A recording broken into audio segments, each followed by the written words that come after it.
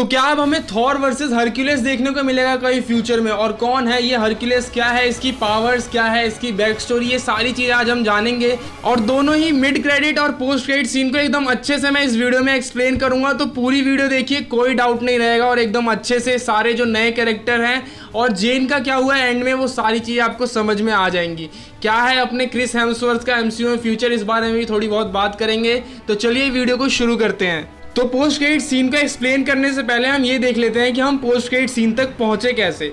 तो अपना Thor, mighty Thor, king वेलकायरी और कॉर्ग ये सारे मिलके जो है एसगार्ड के बच्चों को बचाने का प्लान बनाते हैं, क्योंकि उनको पता है कि एक गौर नाम का बंदा है जो सबकी लगाने वाला है, और जब वो एंड में हमारे न्यू एसगार्ड पे ही पहुंचेगा और वहाँ पे जितने भी वहाँ पे लोग बचे कुछ हैं उन सबको ही मार देगा। और उसके पास एक हथियार है नेक्रो स्वॉर्ड, जिससे वो गॉड्स को ही मार सकता है इजीली। तो उसको पता है ये हम चारों के बस की बात नहीं है, तो वो सोचता है इसके लिए पूरी एक आर्मी लगेगी गॉड्स की। तो वो अपना प्लान लेके जाते हैं ज़्यूस के पास माउंट ओलंपस में, पर वो बंदा अपने अलग ही एटीट्यूड में है, वो इनकी बातों को सीरियसली नहीं ले रहा, हंसी मजाक में उड़ा दे रहा है। और उसमें जो ये गॉड होने का जो ये घमंड आ चुका है कि यार आने दो उसे देख लेंगे, पहली बात तो वो सीरियसली नहीं ले रहा इनकी बात को।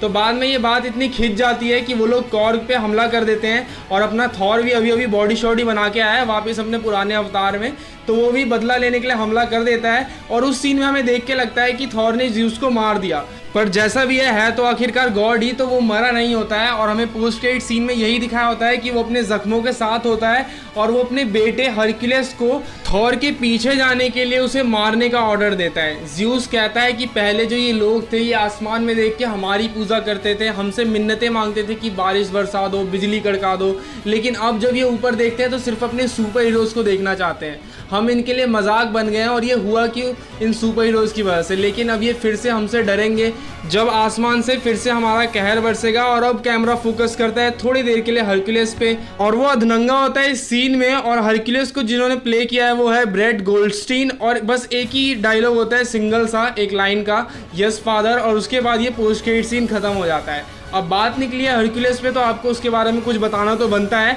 मैं ज़्यादा कॉमिक वगैरह से नहीं बताऊंगा, मैं एक्चुअल में हरक्यूलिस कौन था वो बताऊंगा।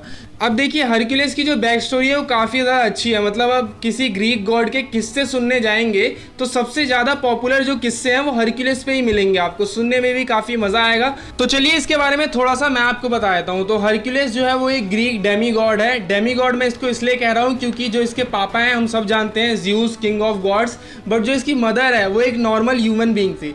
अब देखिए ग्रीक माइथोलॉजी में ऐसी बहुत सारी कहानियां हैं जिसमें ज़्यूस को एक लड़की पसंद आती है, वो उसके साथ करता है, देन उनका एक बच्चा होता है। और क्योंकि ज़्यूस किंग ऑफ गॉड्स है तो जो उनका बच्चा होता है उनमें भी एक स्पेशल एबिलिटी होती है। हरक्यूलिस में भी यही पावर थी, उसको हम गॉड ऑफ स्ट्रेंथ कह सकते हैं। मतलब वो काफ़ी ज़्यादा पावरफुल था। उसका वो शेर का मुंह फाड़ने वाला और 9 मुंह वाले सांप को हराने वाला किस्सा आपने कहीं ना कहीं तो सुना ही होगा।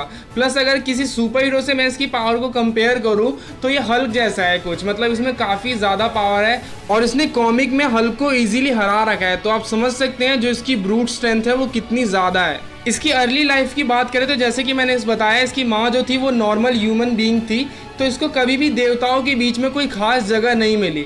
इसको नाजायज़ बेटा कहा जाता था ज़्यूस का, और ज़्यूस ने भी कभी इसे अपनाया नहीं था।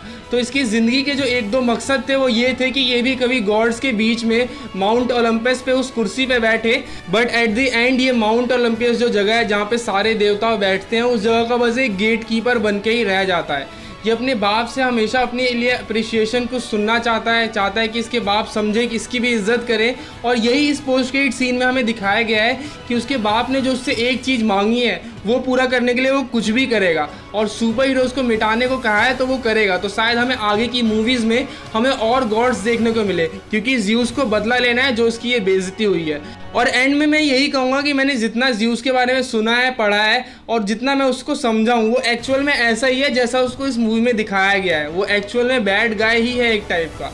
तो ये था हमारा मिड क्रेडिट सीन, जिसको मैंने आपको अच्छे से एक्सप्लेन कर दिया, जो कि हमें हिंट दे रहा है, क्लू दे रहा है कि हमें आगे और भी गॉड्स देखने को मिलेंगे। अब आ जाते हैं इसके पोस्ट क्रेडिट सीन पे। तो जब मैंने ट्रेलर देखा था, जब मैंने माइटी थॉर को देखा था और मैंने कॉमिक्स इसकी पढ़ रखी है, तो मुझे पता था, थोड़ा अंदाज़ा था कि इस मूवी में भी इसके साथ वही होगा जो कॉमिक्स में हुआ था और एंड में इसके साथ यही होता है। उसे पता होता है मेरे कैंसर का कोई क्योर नहीं है और मैं जितने बार माइटी थॉर बन रही हूँ मेरा कैंसर जो है और बढ़ता जा रहा है। तो ये अपने आप को सेक्रीफाइस कर देती है गॉर के साथ हुई बैटल में और एक हीरो की मौत मरती है। और हम जानते हैं नॉर्स माइथोलॉजी में जो भी ऐसी मौत मरता है वो कहाँ जाता है, वेलहला। तो पोस्ट क्रेडिट सीन में हमें यही दिखाया जाता है कि हमें अपना पुराना हेमडाल वापस दिखता है एक ग्रे कलर के चोगे में और वो हमारी जेन को वेलकम कर रहा होता है वेलहला में। अब नॉर्स माइथोलॉजी में वेलहला एक जन्नत टाइप का है, मतलब जो भी बंदा अपने मरने के टाइम पे बिल्कुल भी उसके अंदर डर नहीं होता वो वेलहला जाता है। वहाँ पे होता क्या है, उसके पूर्वज होते हैं, ओडिन होते हैं और सारे देवता होते हैं, उनके साथ वो जाम पीता है और फुल वो सब सुबह शाम लड़ाई करते हैं और उसके बाद एंड में वो वापस ठीक होते हैं और पूरा खाना वाना खाते हैं। मतलब जितना मैंने वाइकिंग्स देखा है उससे तो मुझे यही पता है। तो ये सीन प्रोबेबली हमें बता रहा है कि जेन फॉस्टर का अब जो है एमसीयू में जो भी सफ़र था वो ख़त्म हो गया। मुझे जेन फॉस्टर का जो आर्क था ना वो यार समझ नहीं आया और मुझे अच्छा भी नहीं लगा। मतलब शुरुआत में हमने देखा थॉर में, थॉर द डार्क वर्ल्ड में इसके और थॉर के प्यार के किस्से काफ़ी अच्छे थे, ये दोनों प्रॉपर एक कपल लग रहे थे, काफ़ी अच्छे। रैग्नारॉक में एकदम से हटा दिया आपने, थॉर 4 में आप एकदम से वापस भी लेके आए और उसे मरवा भी दिया। तो मेरे ख्याल से थॉर 4 में उसे वापस दिखा के एक डेस्परेट मूव खेला गया और एक अच्छा आर्क नहीं था जेन फॉस्टर वाला। और इसी चक्कर में मूवी दो तरीके की मूवी की तरह फील हो रही थी। जहाँ पे जेन और थॉर के सीन थे वहाँ पे एक रोमांस कॉमेडी टाइप की मूवी लग रही थी और एक गॉर द गॉड बुचर वाला अलग सा। इसीलिए उनको ट्रेलर में ब्लैक एंड वाइट पैटर्न दिखा के हमें शो करना पड़ा था कि हाँ ये मूवी कॉमेडी रोमांस के अलावा इसमें अलग सी चीज़ है। ये गॉड का जो एंगल है ये काफ़ी डार्क टाइप का है। तो ये मैं कहूँगा ये मूवी का एक फ्लॉज है। प्लस इसमें नेक्रो स्वॉर्ड को भी अच्छे से नहीं दिखाया गया। अगर मैं आपको उसका कॉमिक ओरिजिन बताऊँ तो वो एक सिम्बियोइड गॉड का एक वेपन है और मैं समझ सकता हूँ सिम्बियोइड के जो अभी राइट्स हैं वो सोनी के पास है, तो आप उसको एकदम खुल के इस्तेमाल भी नहीं कर सकते। तो चलो यार ये तो फिर भी ठीक था, बट जेन वाला आर्क ना और अच्छा हो सकता था, जितना उसे होना चाहिए था पर उतना अच्छा नहीं था। तो आप कमेंट करके बताइए आपको मूवी कैसी लगी, आप इसको 10 में से कितने स्टार देंगे। और कोई अगर मेरे से डिटेल मिस हो गई है तो आप नीचे कमेंट कर सकते हैं। कुछ मैंने अगर गलत बता दिया तो आप उसे नीचे कमेंट करके ठीक भी कर सकते हैं। और वीडियो पसंद आए तो लाइक कर सकते हो, नहीं पसंद आए तो डिसलाइक कर सकते हो। चैनल को सब्सक्राइब करना है वो आपकी मर्जी है, बेल आइकन वो भी आपकी मर्जी है। अब चलो मिलेंगे आपसे नेक्स्ट वीडियो में किसी ऐसी इंटरेस्टिंग टॉपिक पे, तब तक के लिए बाय बाय, सी यू।